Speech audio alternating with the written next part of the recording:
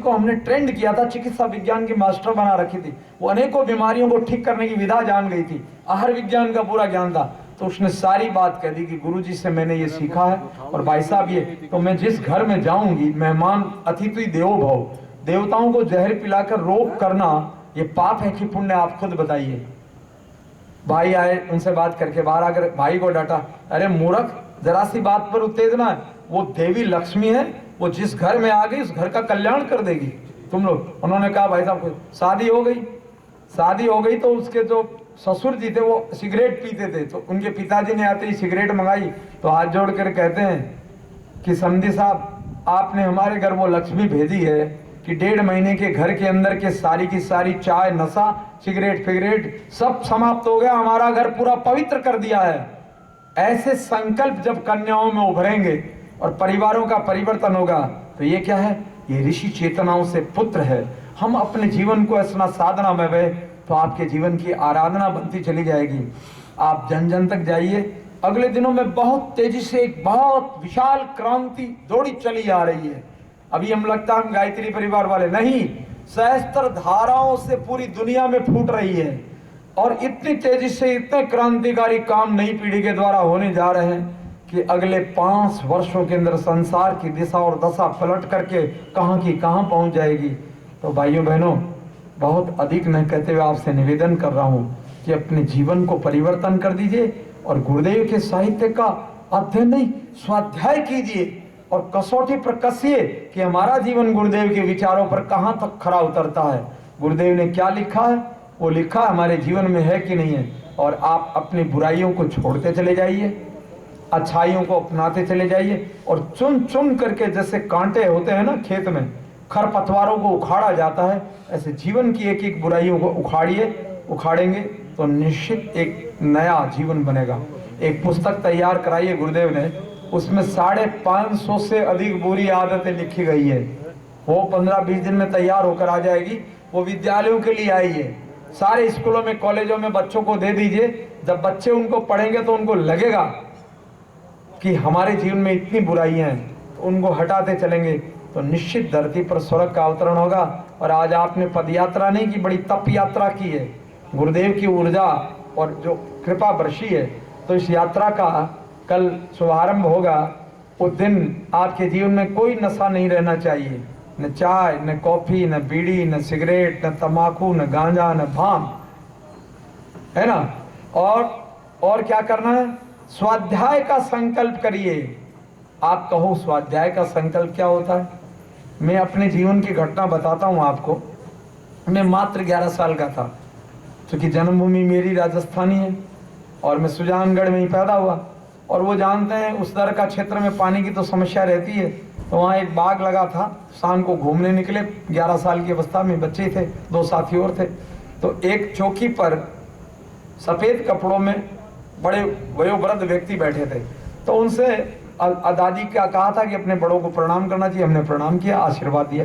कहा बच्चे क्या करते हो। हमने कहा बाबा जी पढ़ते हैं। तो हमने कहा क्या पढ़ते हो। हमने कहा स्कूल की किताबें पढ़ते हैं। तो कहा बेटे स्कूल की किताबें तुम्हारी जिंदगी में बहुत काम नहीं आएगी, इसलिए अच्छी किताबें पढ़ना। तो हमने कहा बाबा जी हम गरीब हैं। तो उन्होंने कहा बेटा पढ़ने के लिए गरीबी आड़े नहीं आती, समाज में अच्छा साहित्य पढ़ा है लोगों के पास, लाओ अच्छी किताब पढ़ो, अच्छी बात को लिखो और वापस दे आओ। तो हमने कहा ठीक है पढ़ेंगे। इतना कहकर मैं 50 मीटर दूर गया कि पुनः उन्होंने आवाज, बेटे इधर आओ। तो मेरे साथी में ही खड़े हो गए, मैं ही दौड़ के गया। बाबा जी बोलिए। बोले बेटे संकल्प के बिना कोई कार्य सिद्ध नहीं होता, तो संकल्प करोगे, रोज पढ़ोगे तो बाल सुलभ प्रश्न। बाबा जी कभी छूट जाए तो बेटा सुबह का खाना छूटता है, शाम को खाते हो कि नहीं खाते हो। खाते हैं। सुबह छूट जाए तो शाम को पढ़ना, कोई कारण एक दिन छूट जाए दूसरे दिन पढ़ना, पर पढ़ना जीवन में जरूर नियमितता के साथ। ठीक उस दिन मैंने प्रतिज्ञा की। मेरे भाइयों बहनों आपको क्या बताऊं, 20 मिनट से आधा घंटा में नियमित आज भी स्वाध्याय करता हूं, और उसका रस क्या मिलता है, स्वाध्याय का तरीका मेरे को समझ में आ गया।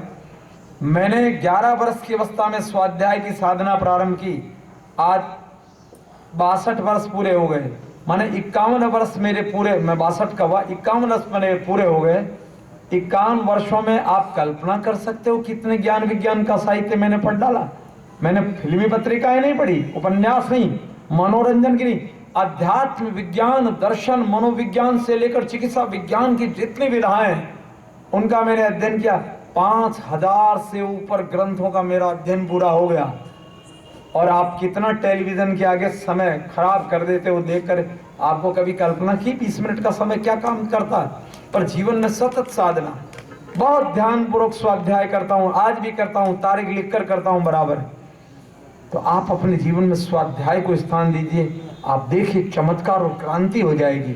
और जो पढ़िए, ज्ञान मंदिर बनाइए घर में। ज्ञान मंदिर का कैसे?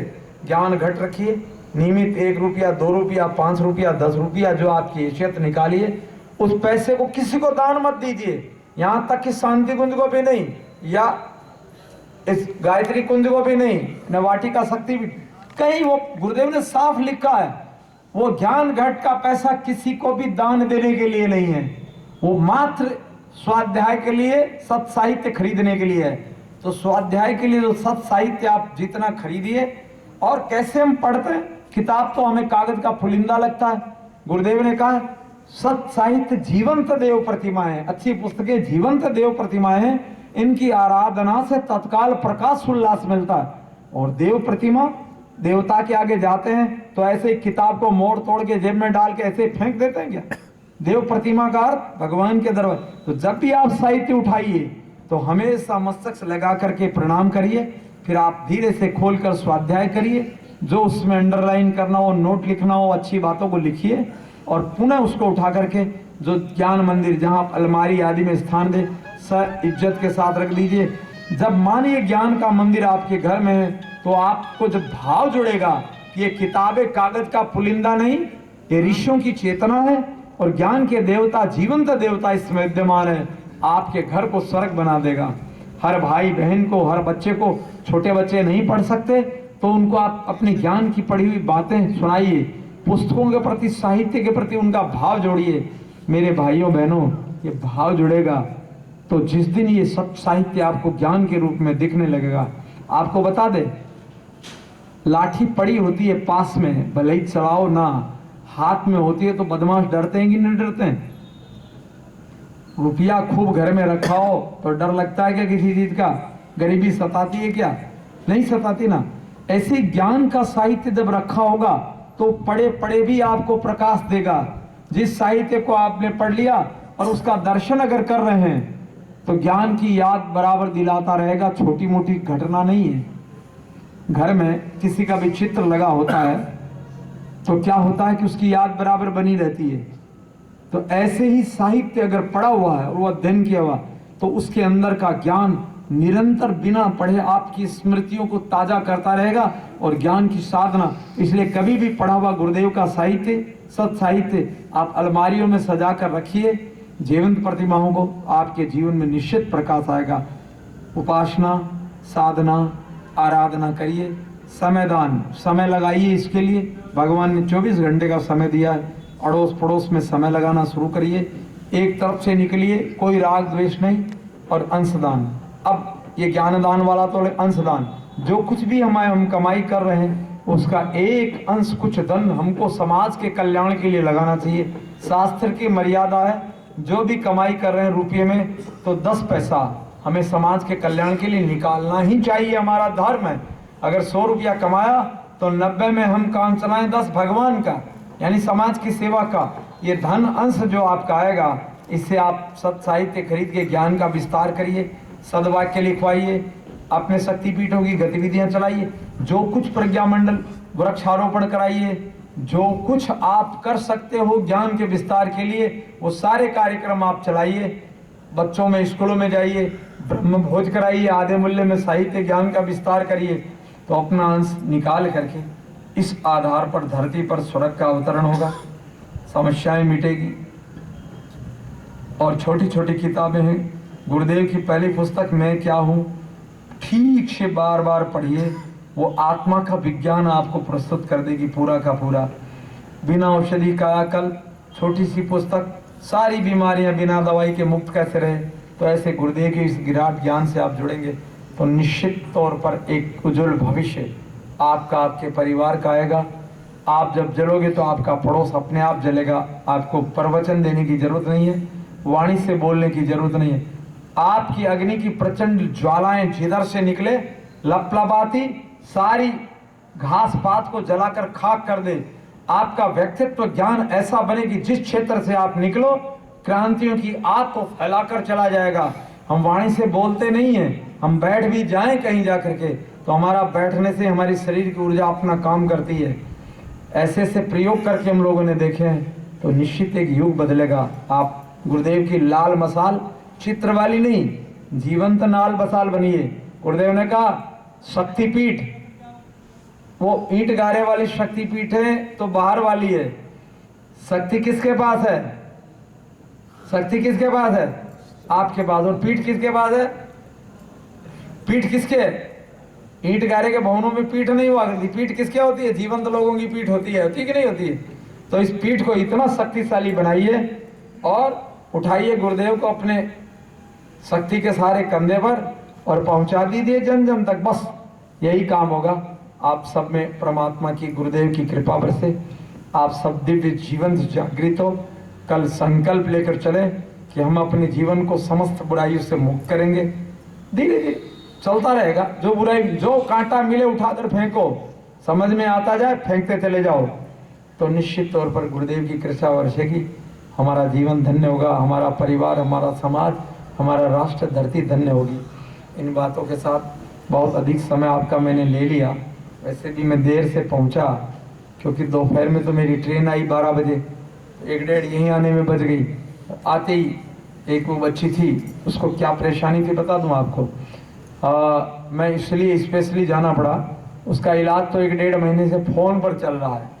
उस बच्ची के ब्रेन में क्लॉट्स जम गए खून के थक्के और उसकी आंखों की रोशनी खत्म हो गई अचानक।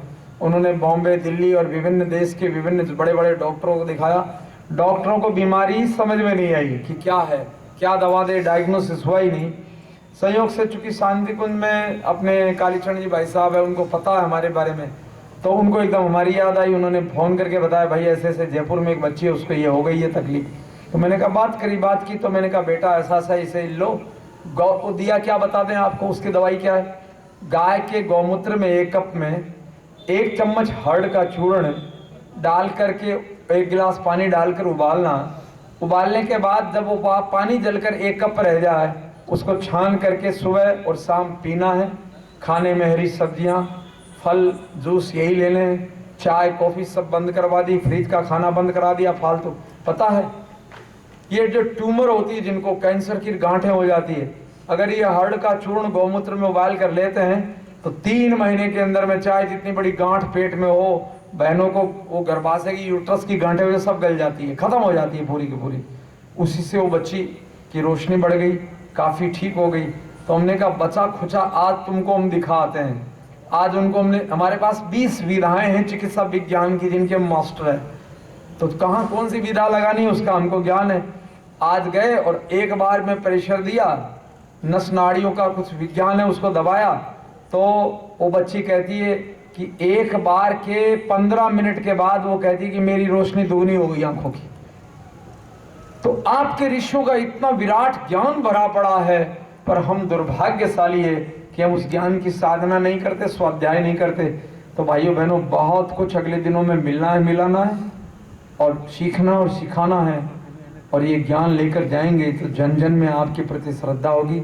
ऋषियों का ज्ञान है, ऋषियों की संस्कृति है, धरा पर लौटेगी तो हम विश्व का मार्गदर्शन करेंगे। इन्हीं बातों के साथ अपनी वाणी को विराम देंगे। आप सबकी तप साधना, ये आपकी पद यात्रा की साधना सफल हो, आपके जीवन में ज्ञान का प्रकाश आए, आपके जीवन के कलमश क्लेश मिटे, पाप ताप मिटे और हम उज्जवल भविष्य की ज्योति बनकर गुरुदेव के सपनों को साकार करते हुए हम स्वयं शक्तिपीठ बने, हम लाल मसाल बन करके विकृतियों का भस्मीभूत करें। यही कामना है, यही प्रार्थना है। ओम शांति शांति शांति। किसी को कोई प्रश्न पूछना है अभी कोई पूछ सकता है, क्योंकि आज बैठे हैं, ये संगम रोज कहाँ मिलता है, कई साल बाद हमारा आना हुआ। किसी को कोई शंका हो आप पूछे। ये लीवर में पथरी हो जाती है उसका, हैं? लीवर में पथरी बन जाती है ना, लीवर में भेंट, पथरी का मूल कारण तो चाय और पानी कम पीना है। और इसका उपाय यही है कि जो आपके गुर्दे है, लीवर है, गॉल ब्लैडर, इसमें जो पथरी बनती है, एक पौधा होता है पत्थर चट्टा। पत्थर चट्टा पहचानते हैं? यहाँ सब होता है, बाग बगीचों में लोग घरों में 100 लगाते हैं, जिसकी पत्ती को जमीन पे गिराओ तो पत्ती के किनारे से दूसरे पेड़ निकल आते हैं। पत्थर चट्टे की ये निशानी है।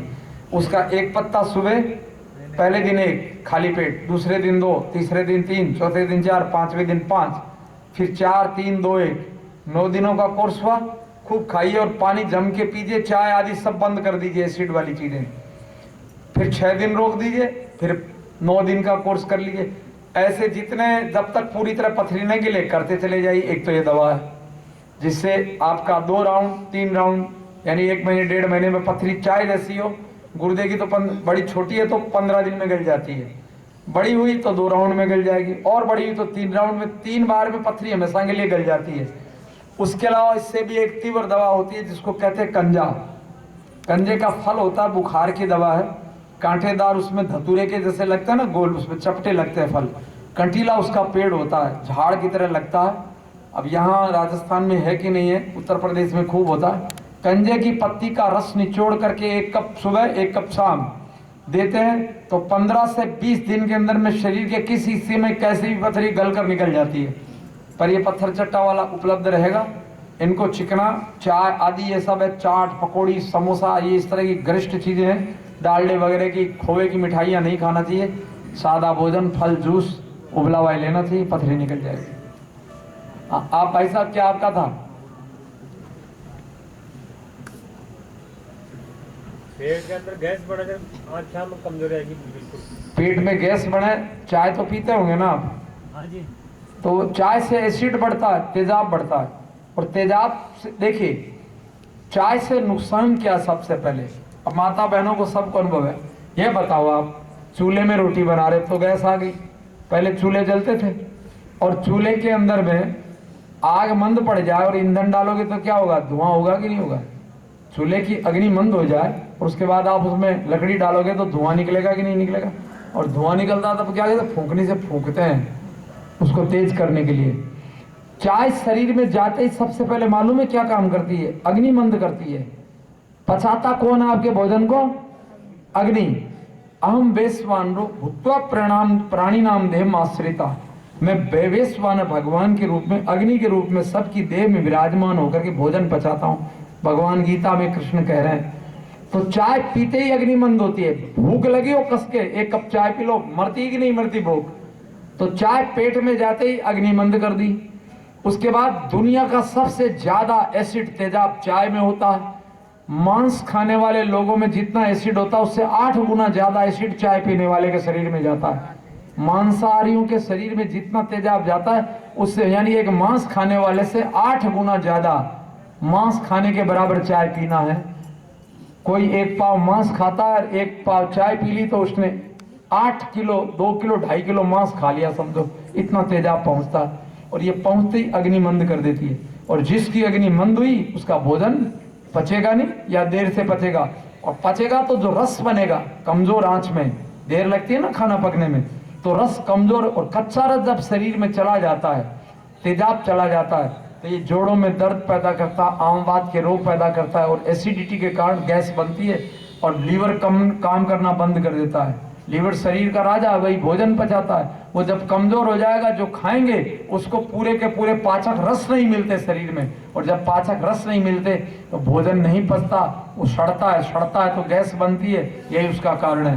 तो तत्काल चाय बंद करिए, चाय बंद करके और नींबू पीना शुरू कर दीजिए। सुबह 1 नींबू पिएंगे, 1-1.5 महीने के अंदर में बिना किसी दवाई के गैस फैस बनना, सारी बीमारियां खत्म हो जाएगी। आप केवल मात्र चाय बंद कर दीजिए। मैंने 1 नहीं सैकड़ी लोगों पर प्रयोग करके देखे हैं। मैंने कहा मैं कोई दवाई नहीं दूंगा, आप चाय बंद करो, तो हफ्ते भर बाद कहते बड़ा आराम आ गया, 1 महीने में लगभग सब खत्म। आयुर्वेद कहता है निदानम कारणम। अच्छा एक बात बताओ आपको, छोटी घटना याद आई। एक बहन में नाली में पानी बह रहा था, तो झाड़ू लगाकर उसको जल्दी जल्दी साफ करती, थोड़ी देर में पानी फिर आ जाता। तो किसी ने कहा कि कौन सी झाड़ू से लगा रही हो? तो उसने कहा ये नारियल वाली झाड़ू से। बोले नारियल झाड़ू बेकार है, टाटा वालों ने एक बढ़िया झाड़ू बनाकर भेजी है, वो लाओ बढ़िया, उससे जल्दी पानी साफ होगा। तो उसने टाटा की झाड़ू ले आई। तब तक एक ने कहा रिलायंस की झाड़ू और अच्छी आ गई। तब का चाइनीज झाड़ू आई इलेक्ट्रॉनिक, उससे नाली साफ करो। वो बेचारी झाड़ू बदले, पानी साफ करे, थोड़ी देर में पानी फिर आ जाए। झाड़ू में रोज बदलती, लेकिन उपचार। किसी समझदार ने कहा, बहन पहले ये देख पानी आ कहां से रहा है तुम्हारी नाली में। तो गए नाली के सारे देखा नल खुला पड़ा हुआ है। तो उसने कहा, बहन झाड़ू लगाने के पहले नल बंद कर दे। बंद कर देगी, उसके बाद झाड़ू लगा, चाहे जो कंपनी की, तुम्हारा पानी तुरंत साफ हो जाएगा। और तू झाड़ू नहीं भी लगाएगी तो 5 मिनट के बाद जब पानी नल बंद हो गया तो अपने आप नाली खाली हो जाएगी। तो ऐसे आयुर्वेद कहता है कि जिस कारण रोग हुआ, उस रोग के कारण को पहले हटाओ। तो आपको गैस बनने का कारण क्या पता तो चला ही नहीं। आपको गैस बनने का कारण अग्नि की मंदता, और अग्नि मंद हुई चाय से। और चाय गले में डालती जिसके अपना फंद, कर देती है सबसे पहले उसकी अग्नि मंद। जिसकी अग्नि मंद है पचे न लघु आहार, और बिना पचे आहार के न होता है रस संचार। जिसके रस संचार नहीं है बनता रक्त, और जिसके रक्त की कमी हो गई वो शरीर हुआ आसक्त, मन कमजोर हो गया। सीधी सीधी गणित पड़ी हुई है। तो आप अपने जीवन से गैस का कार्यक्रम खत्म, चाय बंद और नींबू शुरू, रोग फ्रू। चाय बंद करेंगे, एसिड बढ़ा हुआ है, बनना रुक गया, और नींबू डालते ही एसिड कट जाएगा। नींबू कैसे कटता है? जैसे आग पर पानी डालो तो आग बुझ जाती है, नींबू का रस पीते ही एसिड को काटेगा, और एसिड कटा, हफ्ते से 10 दिन के अंदर में आराम आ जाएगा, लीवर अपने फंक्शन में आना शुरू, सब सुधर जाएंगे। वरना चाय की राक्षसी के जीवन तो बर्बाद हो ही रहा है, पीढ़ियां बर्बाद होगी।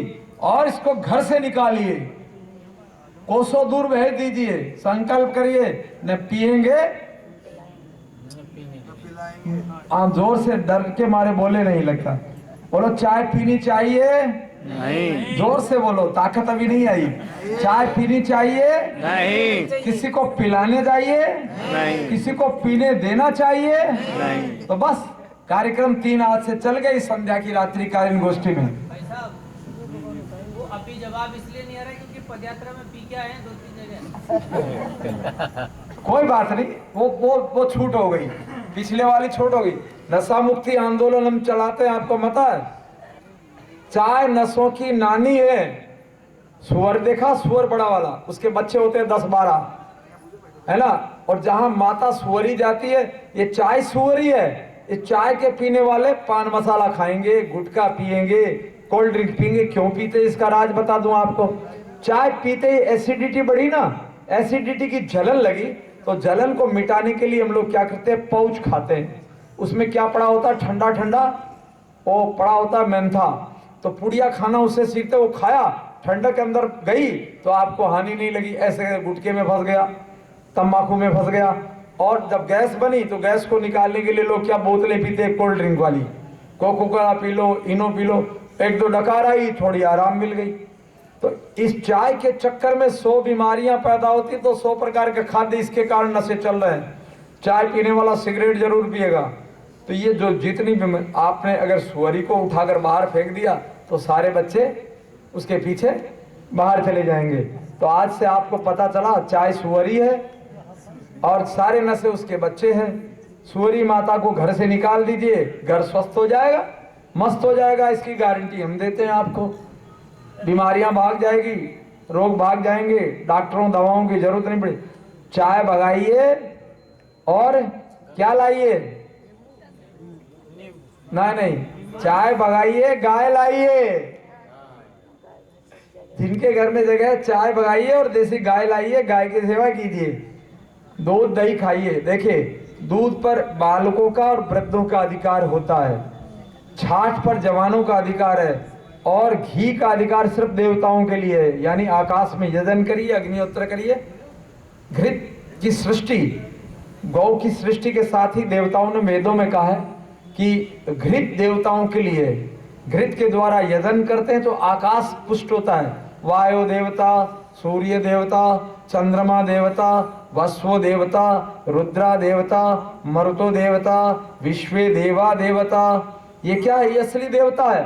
इन देवताओं का खाद्य क्या है? गीता में लिखा है कि यज्ञ ही इनका खाद्य है। मनुष्य लोग अग्नि, अग्नि वही देवता नाम मुखम, अग्नि ही देवताओं का मुख है। अग्नि के मुख में जो दिया जाता है वो सब भव्य किसको मिलता है? आकाश के देवताओं को। तो हम घी खा गए, दूध खा गए, सब कुछ हम खा गए, बेचारे भूखों मर रहे हैं। हम लोग घी नहीं खाने देते। हमारे घर में गाय है, जो आता है घी खाया नहीं जाता, घी से सिर्फ यजन होता है। अग्निहोत्र दोनों संध्याओं में होता है, सुबह शाम। मंगल हवन लोग अलग करते हैं और आकाश के देवताओं को पुष्ट करते हैं। आपको मालूम है, आपके वेदों के विज्ञान में वृष्टि यज्ञ, प्राचीन काल में हमने देखा 50 साल के पहले सामूहिक गांव के गांव यज्ञ करते थे। तो हमारी दादी कहती थी हवन हो गया भाई, प्रारंभ में बरसात हो रही है, बड़ा यज्ञ होगा। अब घी बिल्कुल ही नहीं खाना है। पहले कोई हलवा ये मिठाई बनने में तो काम आ जाता। 15 दिन में जितना घी इकट्ठा होता ले जाकर बड़े बड़े भगोनों में डाल देते, महायज्ञ होता। अखंड चरु उस पर लगे होते, अग्नि पर जंजीरों में बंधे हुए पंडित लोग भर भर कर वो लकड़ी से उसके ऊपर, और अखंड धार घृत की बहती थी। 7 दिनों तक वो यज्ञ चलता था। गांव के हर आदमी की आहुतियां उसमें घी की लगती थी। और 7 दिनों के बाद जब पूर्णाहुति तो पर्जन्य की वृष्टि होती थी। पर्जन्य कैसा होता है वेदों में दिया है, हमने अपनी आंखों से बरसते हुए पर्जन्य को देखा है।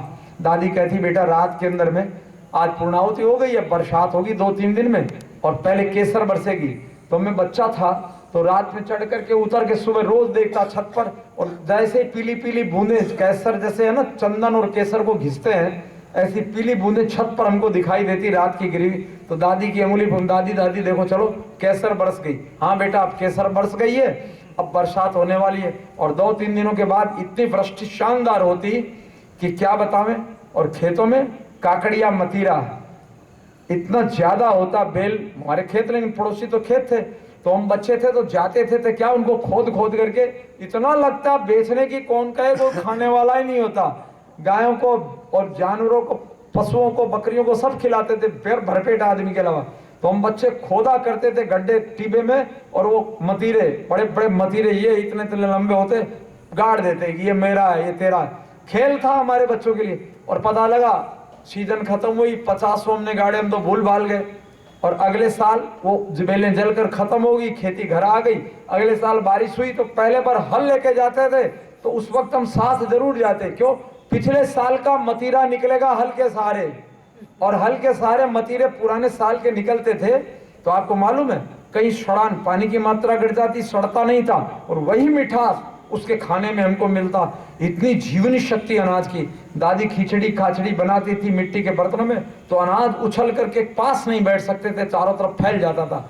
इतना प्राण किससे था? इस वृष्टि यज्ञ के द्वारा अन्न की पुष्टता, धरती की उर्वरा शक्ति बढ़ाकर होती थी।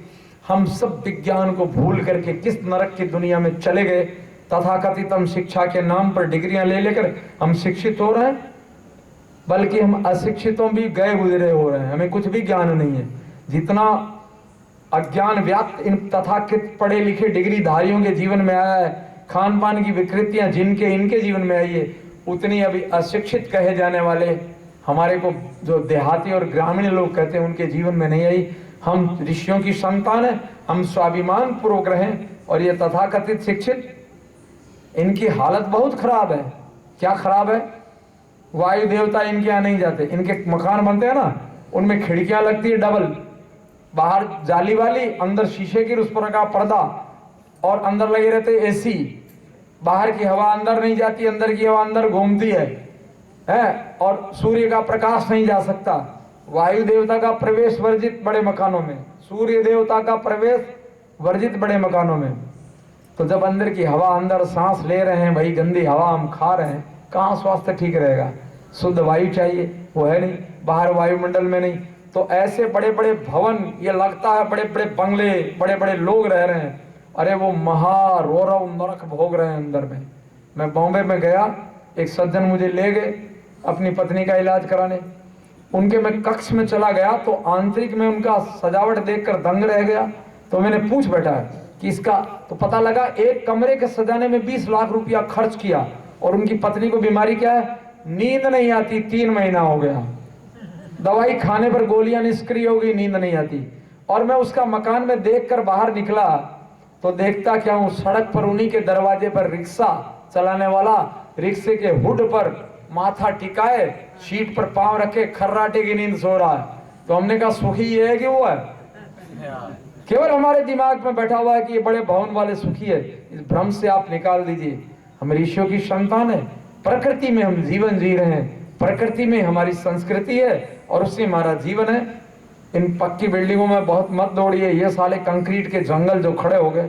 मैं जयपुर आया, आज जयपुर के अंदर में उसकी दुर्दशा देखकर मैं सोच रहा था, ये तो साक्षात नरकलोक है, जहाँ हवा नहीं, पानी नहीं, खाने को शुद्ध सामान नहीं, सब्जियां सड़ी गली रासायनिक खाद वाली न जाने क्या क्या आती है। जाइए लौट करके गांव में, बढ़िया सा झोपड़ा बनाइए, गोबर के लीपने वाला, एक गाय पालिए। अच्छा ये बताइए, एक लिस्ट बनी एक दिन, बोले कारें कहाँ? शहरों में। नर्सिंग होम कहाँ? शहरों में। मेडिकल स्टोर कहाँ? शहरों में।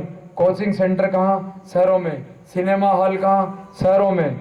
जूतों के शोरूम कहाँ? शहरों में। ड्रेसों के शोरूम कहाँ? शहरों में। और चाट पकौड़ी की दुकानें कहाँ? शहरों में। मिठाई की शानदार दुकानें कहाँ? शहरों में। तो सब कुछ सब शहरों में आपको मिल रहा है यहाँ हर प्रकार की। लेकिन ये पूछे कंप्यूटर शहरों में, स्कूटर के शोरूम शहरों में, सब शहरों में, पर पूछो सब्जी कहाँ? गांव में। अनाज कहाँ? दूध कहाँ? दही कहाँ? तो असली चीज जिंदगी कंप्यूटर खाने से चलेगी कि कार खाकर चलेगी, कि मोटरसाइकिल खाओगे, कि फ्रिज खाओगे, कि एसी खाओगे? क्या खाओगे? तो जो चीज असली जीवन का निर्वाह करिए उसको तो हमने उपेक्षाते भाव से सोचना शुरू कर दिया और चलो शहर की ओर। क्या करने? मरने, बेमौत कुत्तों की मौत, तड़प तड़प बीमारियों से तड़पते हुए। तो लौट चलो गांव की ओर, जहां प्रकृति है, माँ धरती है, धरती माता है, वही अन्न देती है, वही जल देती है, गौ माता है, वो दूध दही देती है। उनमें जाओ ना, ऋषियों का जीवन जीते, आनंद का जीवन जियो ना। काहे शहरों की जिंदगी में सड़ रहे हो? ये डिग्रियां, ये पढ़ाइयां किस काम की, जो खाना पीने का ज्ञान नहीं, अब शब्द ही नहीं है। पढ़े लिख, जो अनपढ़ है वो फिर ठीक है, पढ़ लिख गया और बर्बाद हो गया। चोरी, छल, छद, धोखा, फरेब, एक ऐसी विकृत संस्कृति ने जन्म ले लिया भाइयों बहनों। तो हम अपने अपने हिंदा के भाव से देखें, गुरुदेव का सपना है ऋषि संस्कृति का अवतरण, और वो ऋषि संस्कृति जब भी उतरेगी तो कहाँ उतरेगी? गांव में उतरेगी। उनका सपना गांव का विकास था। गांव का विकास छोड़कर हम शहरों के विकास में लगे और उसी जिंदगी में दौड़ रहे हैं। गांव का मकान, जमीन, खेत बेच के शहर में मकान बनवाते हैं और उसमें बेचारे माता पिता बूढ़ों को और ले आते हैं, वो बेचारे शुद्ध हवा से फंस गए आकर के आपके चक्कर में, ना कुछ है ना कुछ। तो लौट चले गांव की ओर। हमने तो छोड़ छाड़ दिया सारे शहर, अब आने का मन नहीं करता।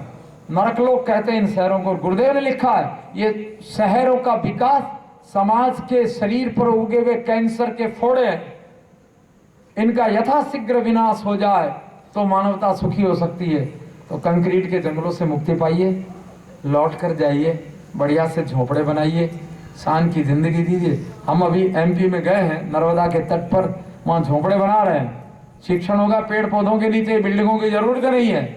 ऋषियों का शिक्षण व्यवस्था बरगद के नीचे होती थी और सारी प्रकृति में जीवन का आनंद ले रहे हैं। ऐसा दिव्य आनंद, क्या आकाश की हवा है, क्या खुला वातावरण है, क्या शानदार सुंदर प्रकृति लहला रही है। चारों तरफ पेड़ पौधे, साग सब्जियां, पक्षियों की कराहट।